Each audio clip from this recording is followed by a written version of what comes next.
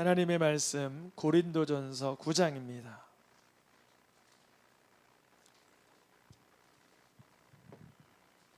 9장 20절, 21절 두 절의 말씀을 나누어서 읽겠습니다. 유대인들에게 내가 유대인과 같이 된 것은 유대인들을 얻고자 함이요 율법 아래에 있는 자들에게는 내가 율법 아래에 있지 아니하나 율법 아래에 있는 자 같이 된 것은 율법 아래에 있는 자들을 얻고자 함이요.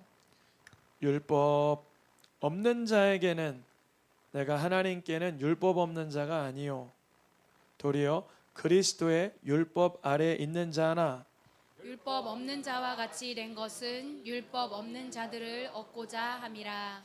아멘. 공감 능력 두 번째 시간, 오늘 제목을 같이 읽어보겠습니다.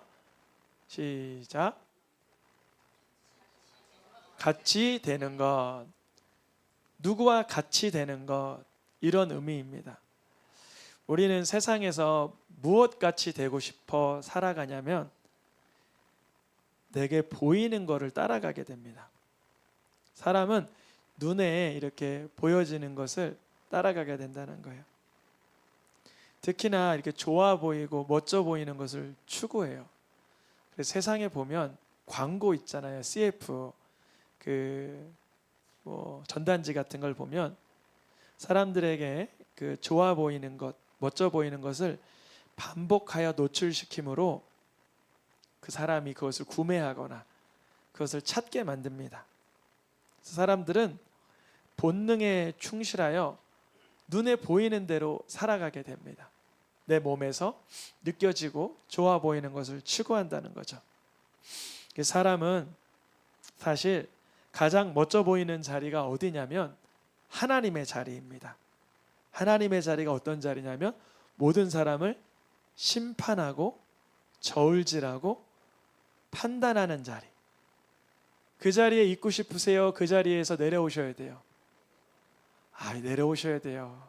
특히 우리 아내분들, 남편 판단하는 자리에서 내려오시길 축복합니다. 당신이 라고 하면서 첫째 이 손가락이 부러져야 돼요. 큰일 나는 거예요. 이거 하나님이 누가 남편한테 손가락질을 하라 그랬어요. 이거 손가락이 부러지길 축복합니다. 남편한테 함부로 당신은 내가 말이지 보니까 이렇게 하는 거 있죠. 누구 자리를 꿰찬 거예요? 내가 하나님 자리를 꿰찬 거예요. 죄송합니다. 그 집안은 잘 될 수가 없어요. 왜냐면 그 집안에 하나님이 누구니까? 하나님이 안 계시고 누가 하나님이에요? 그 집에 그 여주인이 하나님의 자리를 꿰찼으니까 하나님이 역사하실 자리가 없죠. 내가 판단하고 싶은 그 자리. 또 반대로 남편들은 아내를 함부로 이렇게 경홀히 여기거나 깎아내리지 않길 축복합니다. 농담으로라도 늘 위로하고 격려하는 말을 해야지. 내가 누군가 하대하는 순간 내가 어느 자리에 있는 거예요? 하나님의 자리에 있는 거예요. 우리는 사실 하나님 같이 되고 싶은 게 인생의 사실 우리의 목적이었어요. 성경에 보니까 창세기 3장 5절에 하나님 같이 되고 싶은 게 인생들의 욕구였어요. 그래서 내가 아무도 침범하지 못할 그 자리로 갈 거다. 성벽을 높게 쌓고 명예를, 권력을 높이 쌓고 지식을 높이 쌓아 아무도 나와는 이렇게 겨루지도 못할 정도의 수준으로 올라가고 싶은 게 인간의 욕구였어요. 하나님께서도 그런 인간의 마음을 알아서 뭐라 그랬냐면 아담과 하와가 우리같이 되었다 그래요. 이 우리같이 되었다는 게 아담과 하와가 하나님 정도로 레벨이 올라갔다는 얘기가 아닙니다. 무슨 말이냐면 우리처럼 자기가 하나님인 줄 알게 되었으니, 이해하시겠어요? 자기가 하나님인 줄 알게 되었으니.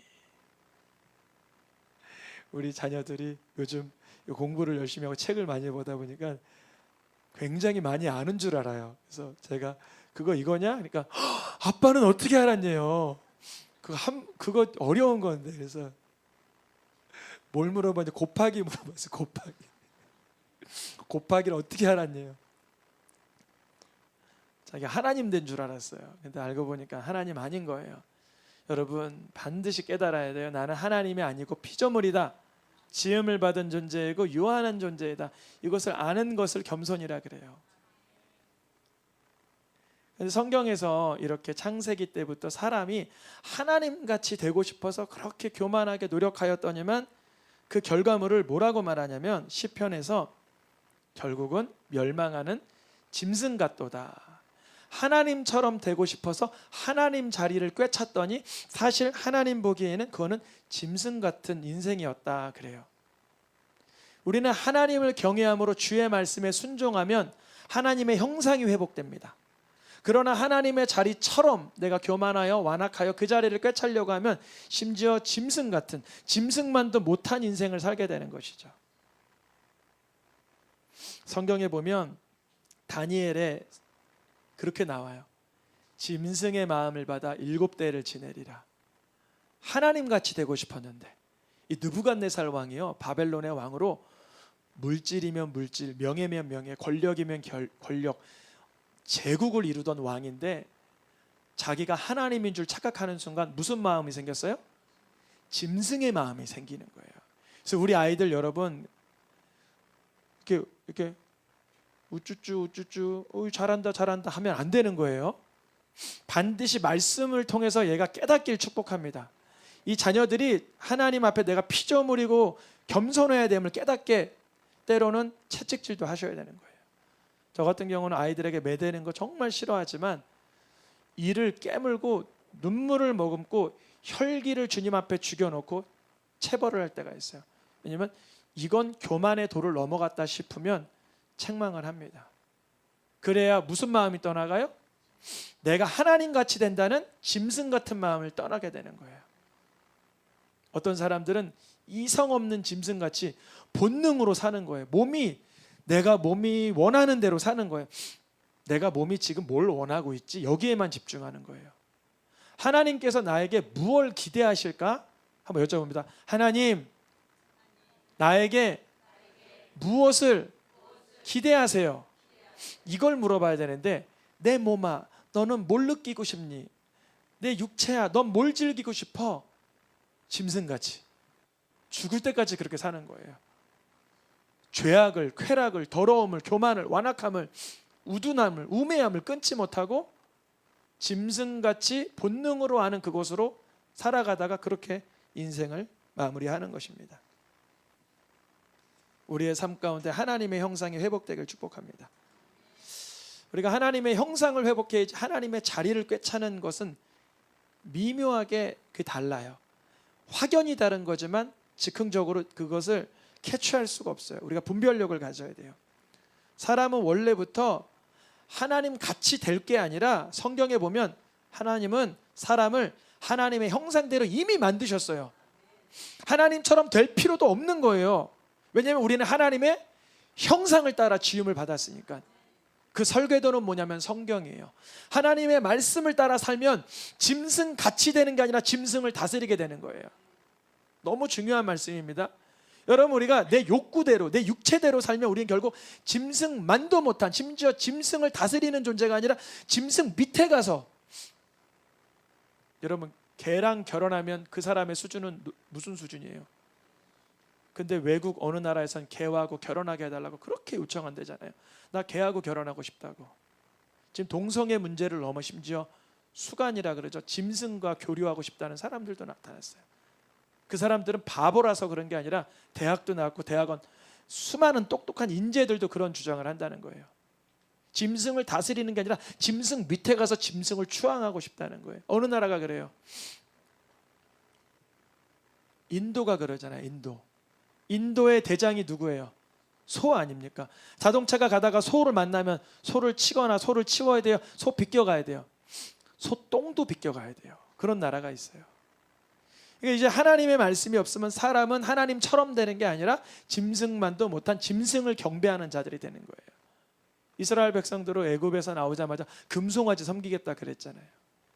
우리가요, 하나님의 형상대로 지음을 알아 하나님의 말씀을 따라 살아갈 때 세상을 다스릴 수 있는 하나님의 능력이 나타나게 하시는 줄 믿습니다. 이미 근데 우리가 대부분이 죄악으로 부패하였죠. 어떻게 회복되죠? 분홍색 글씨만 읽어보겠습니다. 이는 자기를 창조하신 이의 형상을 따라. 예수님을 나의 구주로 믿을 때 형상이 회복되는 거예요. 여러분, 아무리 내가 세상에 더럽고 추하고 육체적으로 살았던 본능을 버리려고 해보세요. 안 버려져요. 예수님을 만나야 돼요. 예수님을 만나야지 술이 끊어지고 담배가 끊어지고 도박이 끊어지고 쾌락이 끊어지고 유흥이 끊어지고 거짓이 끊어지고 세상에 헛된 삶이 끊어지게 하시는 줄 믿습니다. 시간 고백하면 좋겠습니다. 예수님, 나의 삶에 오셔서 내 육체로 살던 삶을 끊어주시옵소서. 아멘. 우리는 늘 육체로 사는 걸 그렇게 하나님처럼 된다고 착각은 했지만 사실은 육체로 살았던 거예요.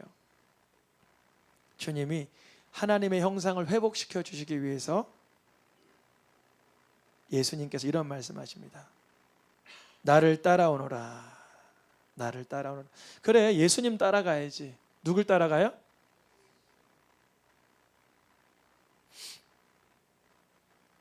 예수님을 따라갈 때 간혹 이럴 때 있어요. 아, 여기까지만 따라가야지. 그런데 한계선을 넘을 때가 있어요. 아니, 이런 사람한테도 용서를 베풀어? 아니, 어디까지 순종하라는 거야? 그럴 때가 있단 말이죠. 그 한계선, 우리의 그 절망적인 그 끝자락이 있어요. 그때 예수님을 따라가야 돼요? 내 뜻을 따라가야 돼요? 예수님 따라가려면 내가 부인돼야 되죠. 내가 부인돼야 돼요. 주님을 기쁘시게 해주세요. 이 경험은 다 있을 거예요. 어떤 경험이냐면 나를 부인하고 예수님 따른 경험이 있다는 게 아니라 나를 부인해야 되는 순간을 맞닥뜨린 경험들이 있을 거예요. 근데 그때 여러분 안타깝지만 그것을 나를 부인하기보다 내 본능과 육체의 성질과 내 본능과 내 어떠한 습관에 따라 살았지, 나를 부인하고 예수를 따른다는 것은 주님이 기적을 일으킬 것이기 때문에 사단이 그걸 너무나 싫어해요. 이제부터 이러는 거예요. 주님, 내가 내 뜻과 하나님의 뜻이 부딪힐 때 나를 부인하고 주님의 뜻을 따르게 도와주시옵소서. 그러면 그때 어린 양이 어디로 가든지 따라가는 가운데 우리의 형상이 하나님의 형상을 회복되게 하신 줄 믿습니다. 우리 그동안 얼마나 많은 시간을 육체를 따라 살았어요. 베드로전서 말씀에 보니까 우리 빨간 글씨만 읽어보겠습니다. 이거 아주 힘차게 읽어보세요. 이거 빨간 글씨 우리 모두 다 해당하니까. 시작. 이방인의 뜻을 따라 행한 것은 지나간 때로 족하도다. 우리 성도님들 중에 여전히 지금 술 마시고 담배 피시고 음란물 보시고 도박에 중독되시고 세상의 쾌락에 익숙하신 분이 있습니까? 죄송합니다. 이미 하신 걸로 충분합니다. 더 이상 막 술 갖다 놓으시고 막 담배 갖다 놓으시고 막 음란물 갖다 놓으시고 세상의 쾌락 안 갖다 놓으셔도 성도님들 죄진게 이미 차고 넘쳐요.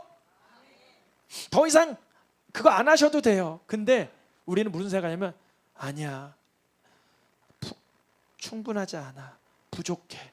더 술 마시고 싶고 더 담배 피고 싶고 더 음란물 보고 싶고 더 내 몸이 내 욕구가 원하는 대로 난 살고 싶어.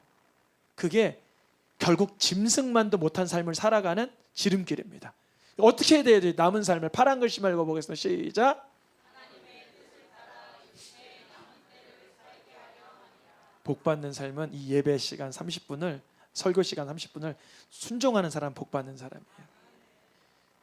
목사님은 50도 안 된 것 같은데 내가 이렇게 나이 많은데 읽으라 그러면 또 읽고 또 읽어야 돼. 이러지 마세요. 그냥 말씀 앞에서는 늘 순종하는 거예요. 다시 한번 파란 글씨 읽어보겠습니다. 시작.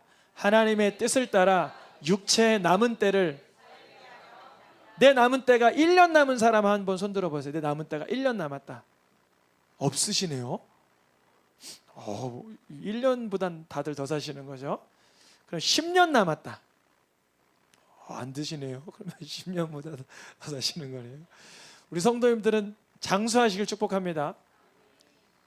그러나 건강하게 장수하셔야 돼요. 이방인의 뜻을 따라 행하며 사는 건 건강한 장수가 아닙니다. 하나님의 뜻을 따라 우리의 육체를 써먹으시길 축복합니다. 아니 왜 이걸 육체를 안 써요? 전도할 때 쓰고 봉사할 때 쓰고 섬길 때 쓰고 이웃을 사랑할 때 쓰고 용서할 때 쓰셔야죠. 이걸 가만히 고스란히 두면 어디서 쓰려고요? 주님은 어차피 부활의 몸은 주시는데 하나님의 뜻을 따라 이 육체를 의의 병기로 써먹는 거예요. 우리는 다 하나님 되고 싶은데, 우리는 다 최고 정점을 찌르고 싶은데 하나님은 우리처럼 되셨습니다. 반대로 우리는 하나님 자리를 꿰차고 싶어서 그렇게 수고하는데 반대로 하나님께서 사람이 되어 종의 모습으로 오신 분이 계십니다. 누구시죠? 예수 그리스도이십니다. 빌립보서 2장 7절 말씀에 보니까 녹색 글씨만 읽어보겠습니다. 사람들과 같이 되셨고 사람의 모양으로 나타나셨으니. 누구죠? 예수 그리스도. 예수님은 오히려 하나님의 자리에서 우리를 심판하시고 우리를 판단하시며 우리를 감찰하시는 분인데 우리의 입장같이 되셔서 사람의 몸을 입고 오신 것이에요. 그럼 예수님이 왜 이 땅에 오셨을까요? 예수님이 이 땅에 오신 이유는 요한복음 13장 15절 말씀에 예수님이 행한 것 같이 우리도 행하게 하려고 본을 보여주시려고 우리에게 나타나신 거예요. 그러니까 예수님의 이야기는 누구의 이야기가 돼야 돼요? 나의 이야기가 돼야 돼요. 예수님의 스토리가 누구의 스토리가 돼야 돼요? 우리의 스토리가 돼야 돼요. 예수님의 행실과 성품과 그 능력과 더 나아가 축복과 기적도 우리 것이 돼야 돼요. 그래서 예수님이 내가 한 일보다 너희는 더 큰 일을 하리라 그래요. 물론 그랬죠. 예수님이 전도한 사람이 12제자, 그 중에 하나 배신하고 도망가고 11제자라고 했을 때 베드로는 어떤 일을 했죠? 3,000명이 회개하고 돌아오는 역사가 나타났죠. 예수님을 구주로 믿는 자의 삶 가운데는 예수님의 행함 같은 그러한 특별한 기적과 은총이 내려지게 하시는 줄 믿습니다. 또한 예수님이 꼭 사람의 몸을 입고 오신 까닭은 무엇인가? 히브리서 말씀에 이렇게 기록되어 있습니다. 예수님이 우리들과 같이 되심이 마땅하도다. 왜냐하면 백성들의 그 죄를 갚아주시기 위함이다. 우리가 몸으로 지은 죄가 있잖아요. 거짓말. 성령이 깨닫게 하지 않으면 내가 거짓말쟁인 걸 못 깨달아요. 성령이 깨닫게 하지 않으시면 내가 혈기 부리는 교만한 경거망동한 자인 걸 깨닫지 못해요. 그러나 성령이 오시면 내가 죄인인 걸 깨닫게 하시고 내 죄를 위해서 이것을 해결해야 된다는 마음이 생겨요. 저는 예수님을 인격적으로 처음 만날 때 그랬어요. 내 죄가 안 보였는데 19년 동안 지은 죄가 한순간에 다 보이는 거예요. 여러분 그 필름이 보시길 축복합니다. 예전에 우리 아날로그 시대 때는 디지털 카메라가 아니라 필름으로 찍었잖아요. 그래서 그 필름을 그 현상소가사에서 쭉 해가지고 잘라가지고 주는 거 아세요? 다 저보다 연배가 높으시니까 다 아시잖아요. 이 필름을 딱 잘라서 껴주잖아요. 다시 뽑으려면 뭐가 필요해요? 필름이 있어야 되잖아요. 우리의 죄의 필름은 우리가 까먹고 휴지통에 넣는 게 아니라 알고 있어야 되는 거예요. 내가 어떠한 죄인이었는지 반드시 알고 있어야 돼요. 안 그러면 교만하게 돼요. 안 그러면 퇴보하게 돼요. 내가 어떠한 죄를 지은 죄인이지만 그 죄의 문제, 속량, 값을 치르다 이 뜻이죠. 내 죄의 값을 치르려고 예수님이 어떻게 오신 거예요? 몸을 가지고 오신 거예요. 그 몸으로 죄를 해결해 주시려고. 그러나 예수님은 우리와 똑같이 고난을 당하시고 시험을 당하시고 유혹을 당하시고 곤란을 당하셨지만 결국은 예수님은 뭐가 없다? 죄 없다. 우리는 누가 털끝 하나만 건드리고 가시만 찍혀도 뭐라 그래요? 아이씨 이러죠. 누가 이렇게 딱 찌르면 감사합니다 괜찮아요 그래요? 아이씨 그러죠. 이게 뭐예요? 난 당신이 싫다 밉다 화가 난다 이런 거잖아요. 근데 예수님은 공격을 당하시고 십자가에 대못 박히시고 채찍질 당하셨지만 무엇과 같으셨어요? 양이 도수장에 끌려간 그러한 모습과 같이 아무 말씀 없으셨다. 왜냐하면 예수님이 지금 당하고 있는 시험은 누구를 위한 거니까? 우리를 위한 거니까. 그 예수님을 만날 때 우리 인생의 표대가 달라져요. 사도 바울이라는 사람이 있었어요. 이 사도 바울이라는 사람은 인생의 표대가 뭐였냐면 떵떵거리는 거였어요. 여러분, 떵떵거리며 사는 거 좋아요? 굽신거리며 사는 게 좋아요? 둘 다 아닌 것 같죠? 이제 선택을 하면요, 떵떵거리는 건 더 나쁜 거예요. 하나님 자리를 꿰차겠다는 거예요. 굳이 선택하면 떵떵이 낫다라고 생각하시는 분 있으면 그건 큰 오산이에요. 하나님 자리를 꿰차는 거 하나님 제일 싫어하세요. 그렇다고 그러면 비굴하고 굽신거리는 건 좋으냐? 아니요. 예수님을 만남으로 담대하시길 축복합니다. 겸손하시면 좋죠. 겸손과 담대함이 같이 가는 거야. 비굴과 교만이 같이 가는 거예요. 교만한 사람의 특징은 조금만 잘못되고 실패하면 비굴해집니다. 비굴한 사람의 특징은 조금만 잘 되면 교만해져요. 그러니까 겸손과 담대함이 같이 가야 되는 거예요. 사도 바울은 비굴한 인생을 살다가 조금 잘 되니까 기세 등등 의기양양해서 예수님을 그리스도로 믿는 자들을 그렇게 핍박했어요. 예수님 믿는 사람을 핍박하지 않게 축복합니다.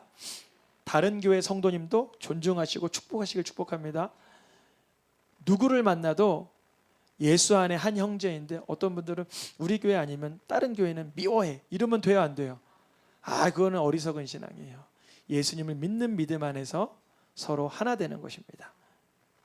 그 예수님을 만나니까 사도 바울의 인생의 표대가 바뀌었어요. 그전엔 떵떵거리는 거였고 내가 하나님의 자리를 꿰차고 자기 의로 살았는데 사도 바울이 예수님을 만나니까요, 예수님이 나를 위해서 자기 죄를 위해서 십자가에 돌아주신 그 구세주이심을 만나군요, 삶이 바뀌었어요. 어떻게 바뀌었어요? 예수님을 본받는 삶으로 바뀌었어요. 예수님을 본받는 삶. 갈라디아서 말씀에 사람들을 만날 때마다 이렇게 말해요. 너희는 나와 같이 되기를 구하노라. 나와 같이 되기를 구하노라. 왜 나와 같이 되기를 구하라 그랬냐면 고린도전서 11장 말씀에 내가 예수님을 닮아가듯이, 내가, 이거 말씀 없어요? 92번 있을 텐데. 예나야 92번 좀 보여주세요. 너무 피곤하죠? 박수 한번 쳐주세요. 수험생이에요. 이제 내년에 고3인가요? 내년에 고3이죠?